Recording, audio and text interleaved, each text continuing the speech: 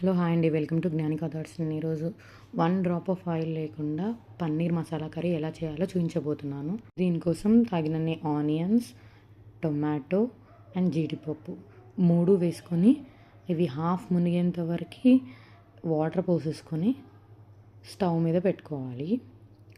బాగా ఉడికించుకోవాలన్నమాట వీటిని. సో ఇవి ఉడికాయా లేదా టెస్ట్ చేసుకోవాలి. ఈ గ్యాప్లో తెచ్చిన పుదీనాని మా పాప ఇలా డెకరేషన్ చేసేసింది. అండ్ ఇవి ఉడికిందా లేదా అని టెస్ట్ చేయడానికి టొమాటో మీద పీల్ తీయాలన్నమాట. తీస్తే ఇలా ఈజీగా వస్తుందంటే బాగా ఉడికాయి అన్నట్టు. స్టవ్ ఆఫ్ చేసుకొని చల్లార పెట్టుకొని మిక్సీ జార్లో వేసుకొని ఫైన్ పేస్ట్ లాగా రెడీ చేసుకోవాలి. చేసుకున్నాక ఈ ఫైన్ పేస్ట్ని అదే ప్యాన్లో వేసేసి తగినంత పసుపు, గరం మసాలా అండ్ ఉప్పు వేసుకొని మగ్గించుకోవాలి. ఒక 5 to 10 minutes మగ్గించుకోవాలి. మగ్గించుకున్నాక ఇవి లంప్స్ లేకుండా బాగా కలుపుకోవాలన్నమాట.